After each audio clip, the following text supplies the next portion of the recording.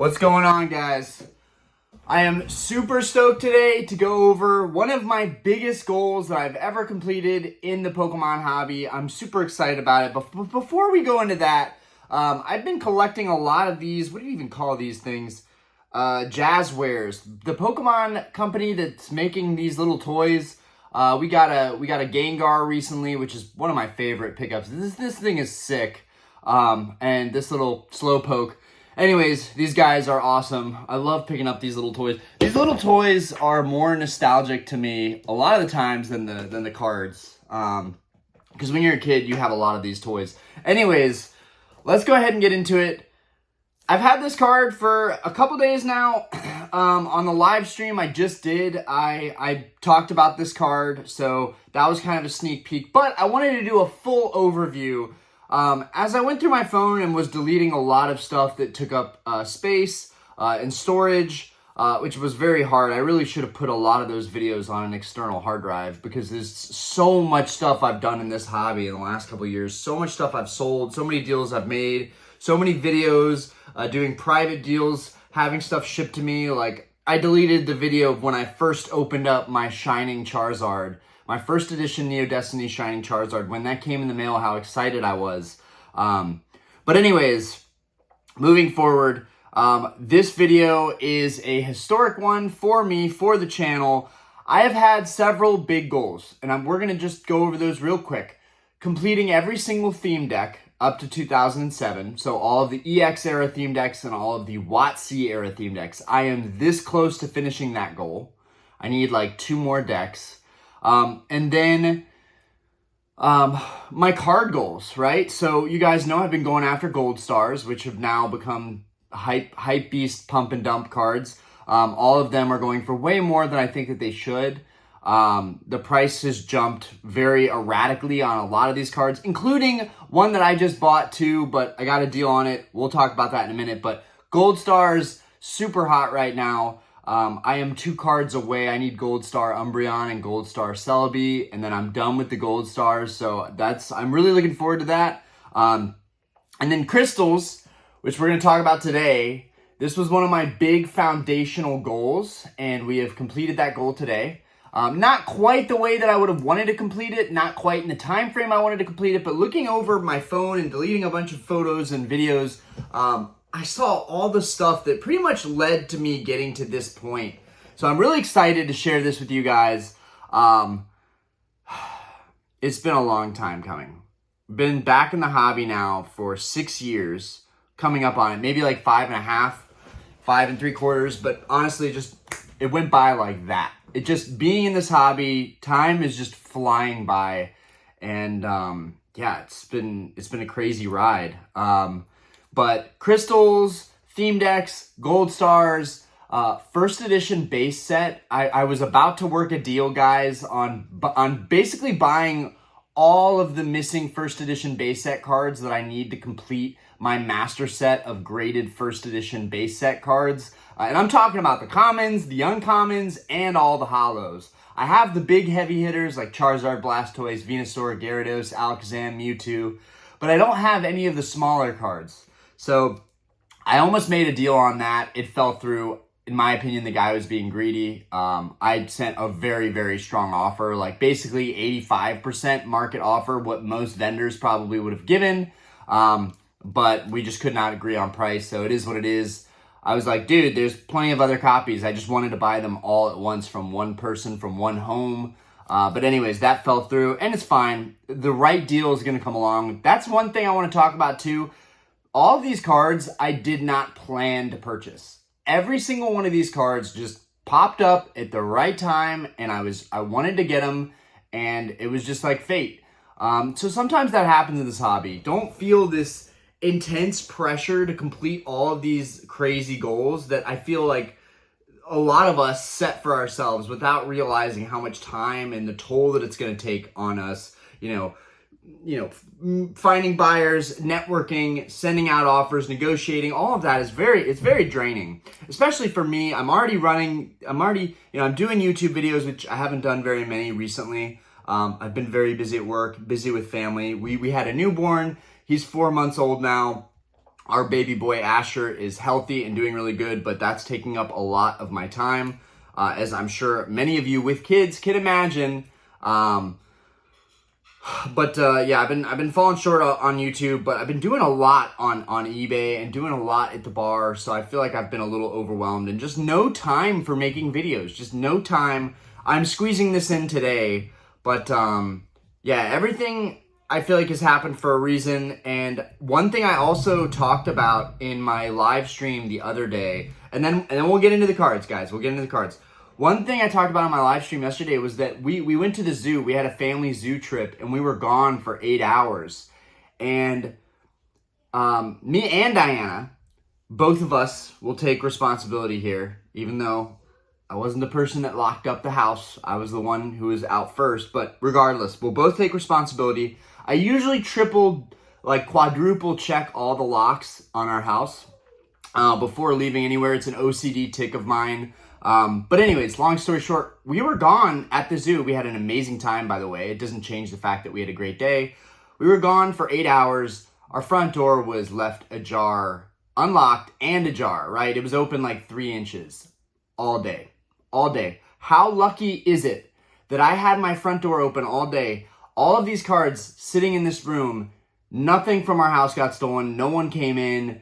Honestly, we are so freaking lucky, guys. We're so freaking lucky. I have to talk about this because I feel like if there's anything that's pulling me even closer to this hobby, it is the fact that we had a very weird experience the other day and nothing went wrong. And it couldn't be more perfect. Like I could have lost everything. I could have lost everything instantly. And now I'm getting everything. We're locking everything up. That was kind of like a reminder to me to take it more seriously how much value all this stuff has and don't look at it as just collectibles sitting in my game room. This stuff is very high value, especially now more than ever. A lot of these vintage cards are like Grail cards. A lot of people are going after them. I'd been talking about it for a long time, but right now it's really coming full circle. Like people are hammering these cards right now. So I'm glad that I got this big goal accomplished. I don't know how long it's going to take me to finish my other goals. Along with first edition base set, we have one more goal, first edition Shinings from the Neo generations. Those are absolutely phenomenal.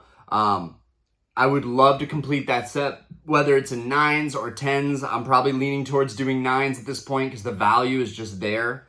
But let's go ahead, without further ado, talk about this epic goal. I finally completed every single crystal secret rare. We call them crystals. They are just the colorless secret rares from Aquapolis and Skyridge. We're starting out with the Charizard.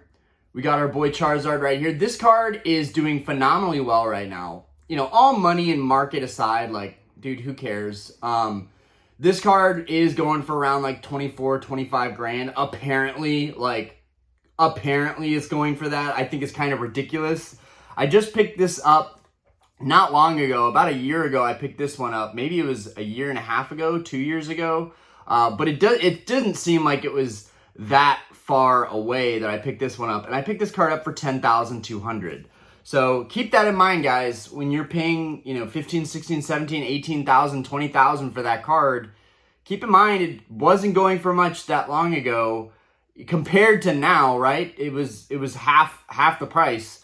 And that's happened with a lot of cards right now, and I think we're going to have a big retrace on vintage.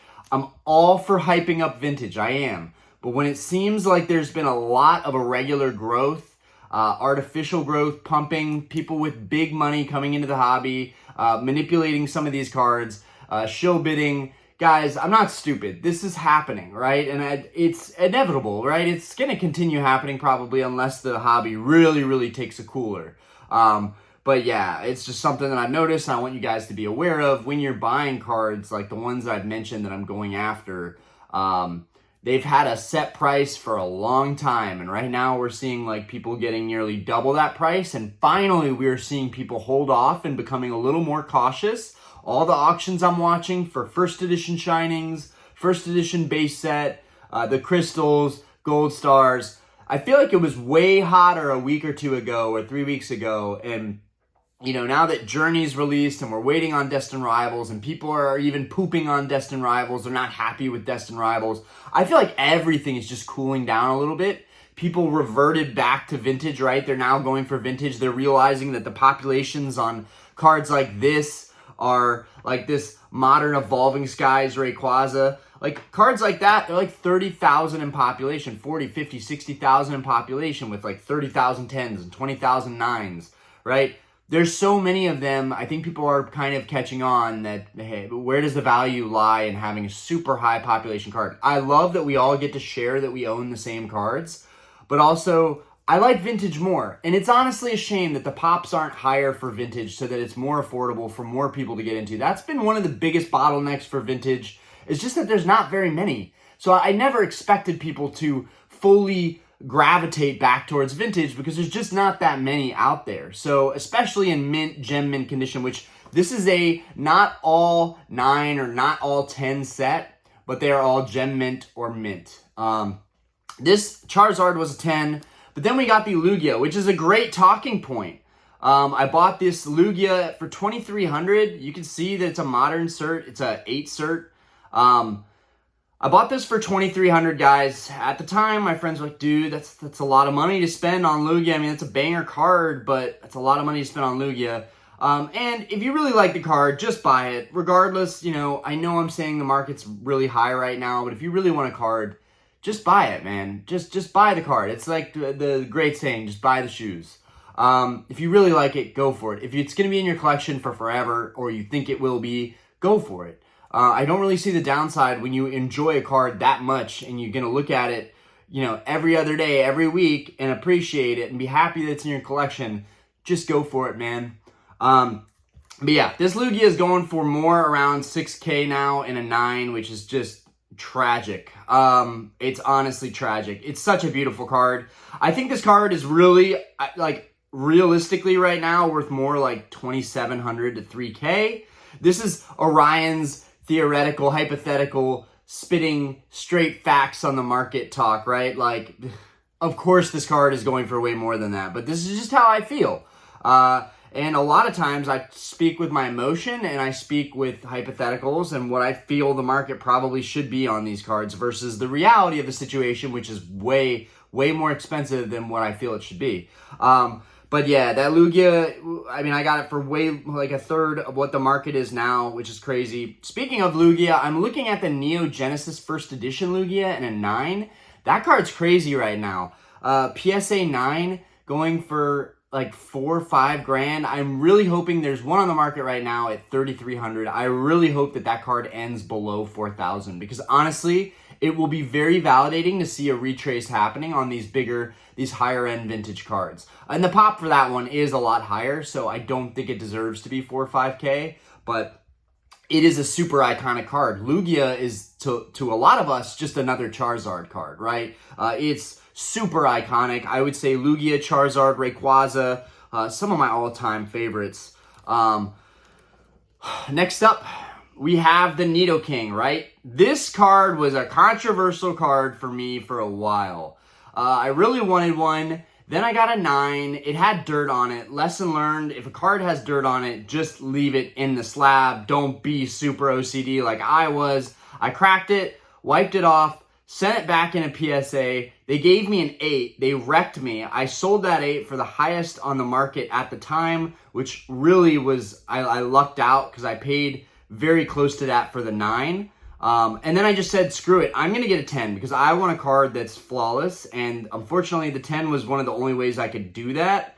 I just didn't want to buy another 9 and run the risk that it would be messed up. So this is a really old cert 10, right? This is a 1 cert, right? So this is old. Most people would stay away from these. What I love about some of these old certs is that we know that they probably most likely have not been altered.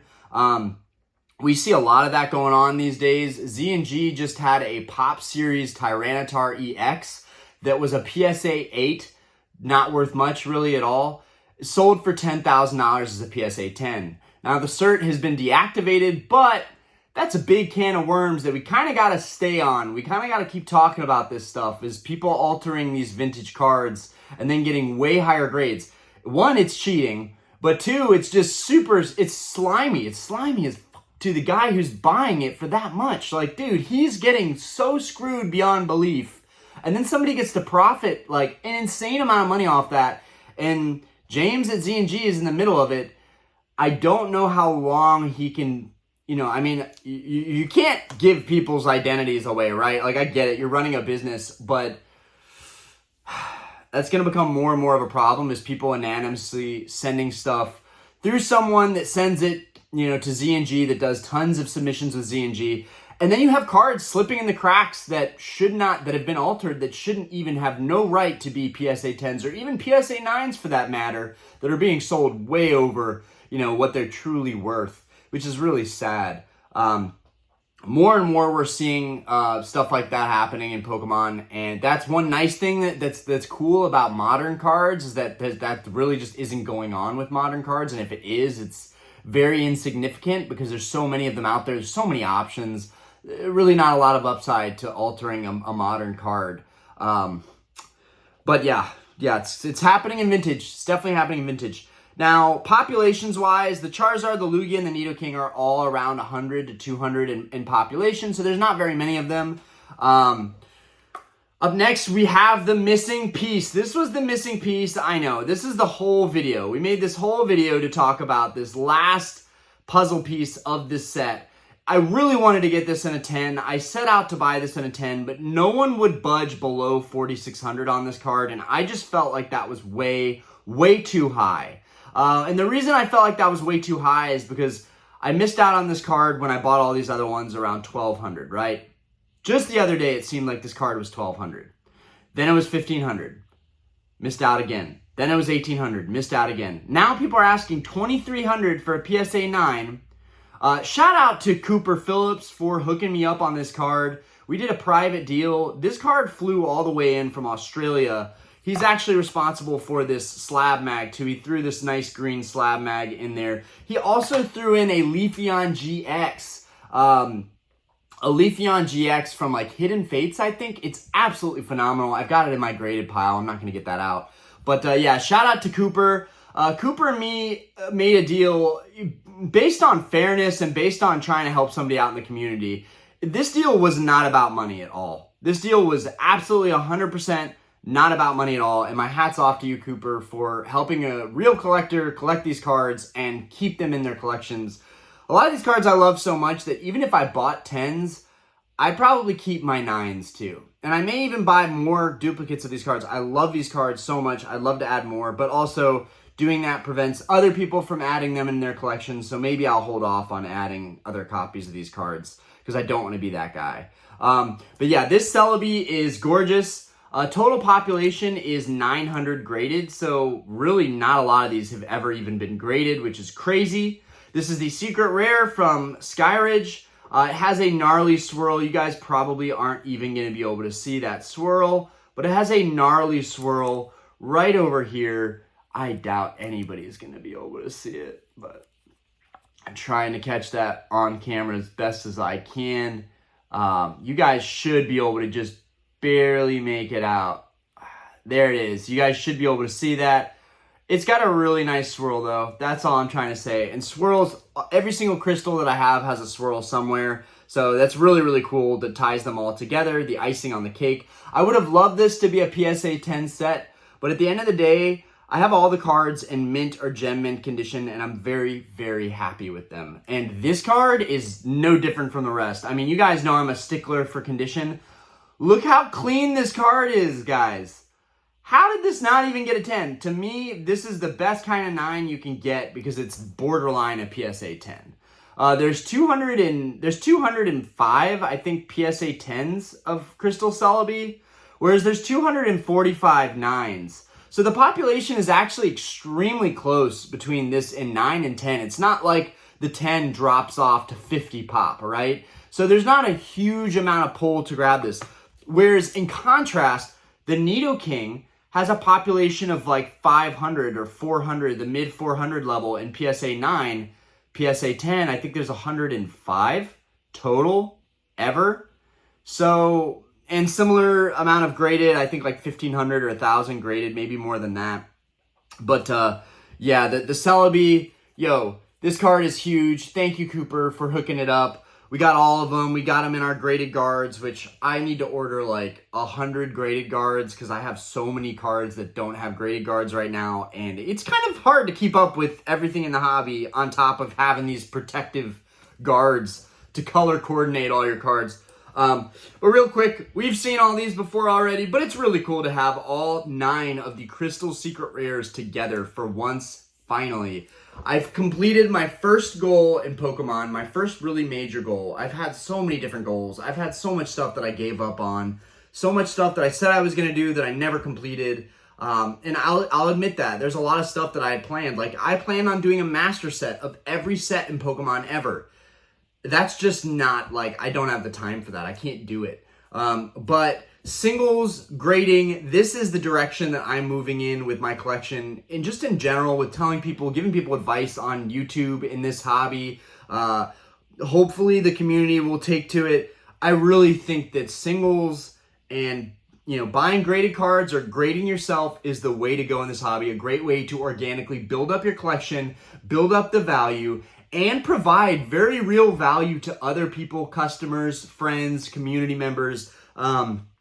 You can provide very real value by grading cards, even if you're selling it for higher than what you're in it for, right? You shouldn't feel bad about selling a graded PSA 10 card. If it is truly a 10, if it's not altered, if it's not messed with, and you're providing value by having one of the few cards that gets a 10, right? Now with modern, that's a lot easier. A lot of the modern populations, it's like a hit or a miss. It's a gamble, right? I see a lot of modern pop cards being like 50% chance you're gonna get a 10, right? It's like 20,000 10s, 15,000 9s. They're very, very close. I'm seeing that a lot lately.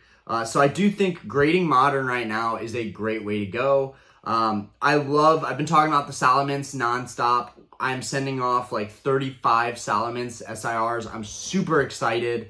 I'll probably keep a lot of duplicates when I get them back. But I'm excited to provide some value and also get a head start on one of the best cards in this era, in my opinion. I feel like I made a very, very smart move there. But without further ado, we got Crobat. Crobat is sick. Dude, the colors on this are so good. And honestly, that being said, I am excited for Destined Rivals because it has that awesome modern Crobat SIR. And dude, the purple of Crobat and Nidoking together, really Celebi ties in well with that. But the purple on both of these just looks so good. And I cannot wait.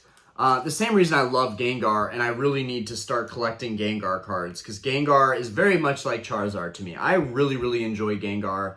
I've been putting off so many different goals, and I should have just started with my favorite cards. That's what I should have started with, but I had a lot of influences back then that I don't have now, and I really wish I would have just done what my gut was telling me, which was to just buy the cards that I liked most. And I'm doing that now, shamelessly. But, dude, the Skyridge Gengar is like one of my all-time favorite cards. I don't even care if I get that card in a 9 or a 10. It doesn't matter. I'm going to get that card at some point. I love the Skyridge Gengar. It's beautiful. The Sabrina's first edition Gengar, the Gym Challenge Gengar, or no, Gym Heroes, I think, was it? Dude, those two Gengars are amazing. The Fire Red Leaf Green Gengar I have in a PSA 5. It's growing on me a ton. I actually kind of want that card in PSA 9 or 10 now. So Gengar, really want to go after Gengar because it has that purple color that just pops out at you with the red eyes. Dude, Gengar is sick.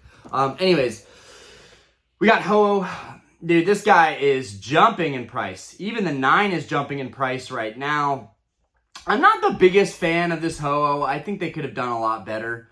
But overall, it's a very unique hand-drawn art, and I do like that. I like, for the most part, that pretty much none of these, I don't think a single one has like a CGI. Yeah, so my least favorite, we're going to go over and talk about this. Again, populations for all of these are very similar, like 100 or 200 in 10s or 9s. And then like 1,000, 2,000, maybe 3,000 tops graded for some of these. But yeah, my least favorite of these, we'll go ahead and get this out of the way, is actually the Kingdra. I think the Kingdra is awful. I think they could have done a hand-drawn Kingdra that would have absolutely knocked this out of the park. They could have, like, dude, Like, the Shrouded Fable Kingdra promo is so much better than this card. Like, I'll give it to Modern. Sometimes Modern just blows Vintage out of the water. And, like, I know that this is a style that some people really like. And we see a lot of it in the EX cards from, like, Team Rocket Returns and Fire Red, Leaf Green. Just a lot of EX era cards have that CGI style. And I really don't like it. I don't care for it. It just looks bad. It looks lazy. But we got Golem next.